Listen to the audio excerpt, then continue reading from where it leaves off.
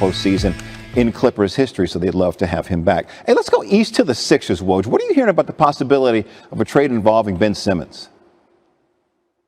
Jay, the Sixers continue to canvass the league looking for deals involving Ben Simmons, and they certainly would like to get something done before the start of training camp. Talks with teams like Portland, Minnesota, Toronto, any number of teams around the league have interest in Ben Simmons. It's a question of how much are they willing to pay, and we could add a number of teams to that list. The Sixers are asking, for a steep return, an all-star level player, multiple first-round picks, trade swaps.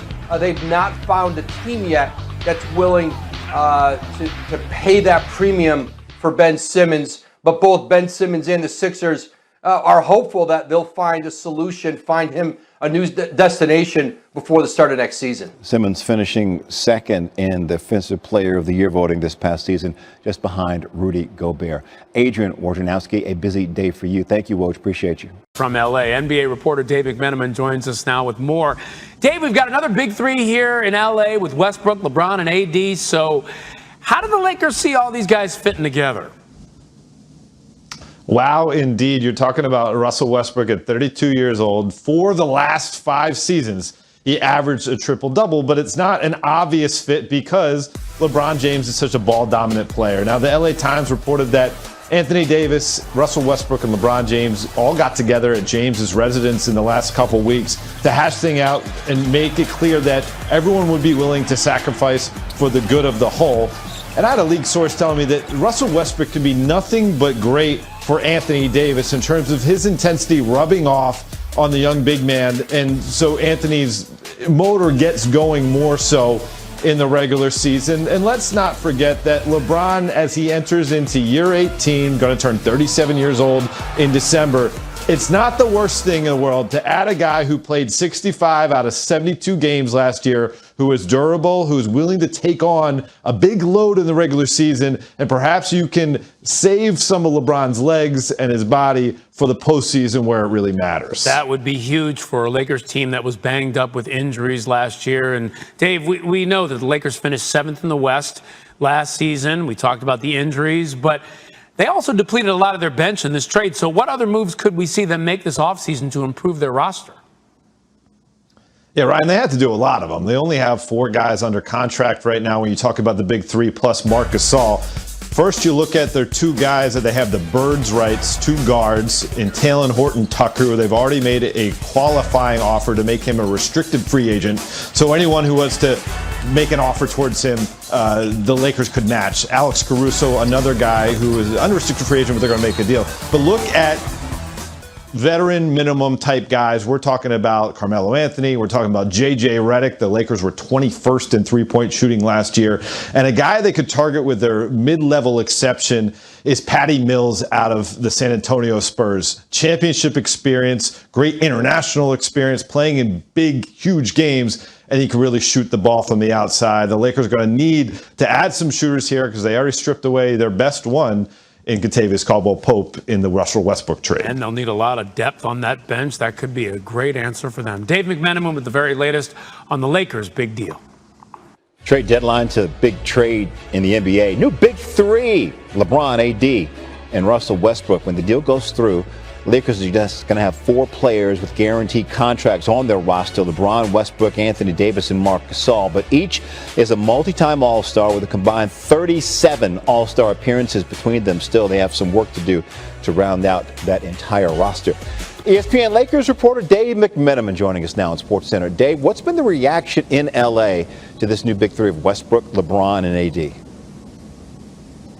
Well, Jay, certainly this is a unique type of fit they're trying to put together with LeBron at the stage he is of his career, Anthony Davis ascending talent, and then Russell Westbrook tapering off to some degree. Now, on the plus side, I had a league source tell me that, 1, Russell Westbrook will be a great influence around Anthony Davis. His intensity is something that can't be denied and should only rub off on AD to take every single night as if it's a do-or-die situation.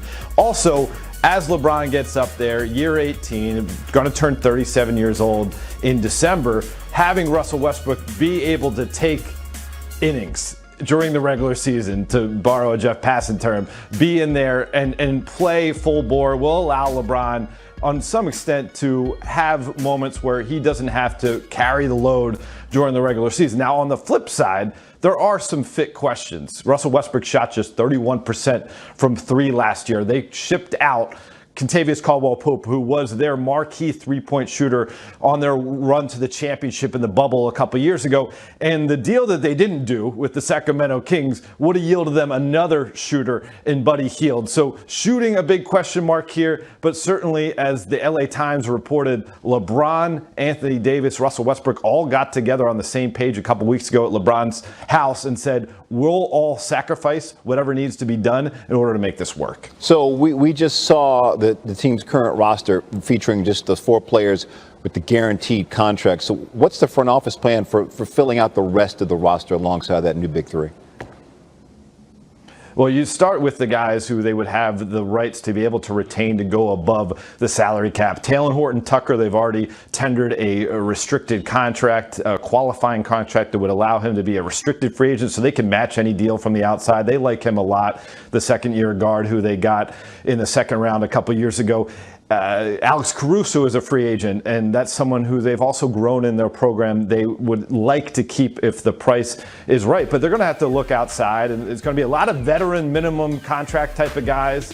The names that you're going to hear are players like Jeff Green, Carmelo Anthony, players of that ilk, guys who have been around a lot who would like to join a potential championship club. And then what do they do with the taxpayer mid-level exception? That's going to be key, vital for what they do. They break it up to try to pay a couple guys above the veteran minimum contract, or do you go after a name like a Patty Mills from San Antonio, a guy with championship experience who is a dead-eye three-point shooter? Because they're going to need to add shooting to this group as much as they're going to just need to add some bodies to fill out a full roster. Yeah, and LA once again the second shortest odds to win the 2022 title behind Brooklyn. Dave McMenamin, good to see you, bro. Let's go Russell Westbrook by the numbers as he gives LA its new big three, LeBron, AD, Westbrook combining for 34 All-Star selections. They'd be the second team to have a trio with that many, along with the 2011 Celtics, who featured Shaq, KG, and Paul Pierce. Gives the Lakers two of the best playmakers of all time, LeBron and Westbrook, combining for 283 career triple-doubles. Westbrook is the all-time leader in that category, LeBron ranking fifth. There's a question, though, how they're going to fit. Dave just talked about it a bit. Westbrook shooting just over 30% from three in his career, the second worst all-time among players with 2,000 attempts in an area the Lakers ranked 21st in last season. Russell Westbrook putting the West in Westbrook. He's heading out there after just one season in the district where he averaged for the fourth time in 5 seasons a triple-double for the year. He heads home to Los Angeles to join LeBron, AD, and the Lakers. The deal agreed to yesterday has LA getting Russ from the Wizards in exchange for LA's number 22 pick last night, Kyle Kuzma, Montrezl Harrell, and KCP. The trade isn't official until August 6th when the salary cap becomes official, and when it does, the Lakers are far from done. That's because LA only has 5 players currently on the team, 4 of which are on guaranteed contracts. They have over $120 million allocated next year to their new big three and have about $130 million on the books overall, including dead money. There is a ton to get to, so none better than ESPN NBA front office insider Bobby Marks to break it down now, joining us this morning on SportsCenter. Bobby, good morning. How do the Lakers now fill out the rest of that roster? Yeah, there's a lot of work to do in Los Angeles as far as this offseason, and as you saw with that chart, $130 million tied up with five players, $6 million below the luxury tax. But the Lakers do have free agents, Talen Horton-Tucker. They have Alex Caruso they can bring back. They've got bird rights on both players. Keep an eye on what happens to Dennis Schroeder, potentially to use in a signing trade to bring back players. But there is still a lot of work to be done as far as filling out all those holes for the Lakers this offseason. So Westbrook will be the third former MVP to start 4 straight seasons with a different team, going now home back to LA.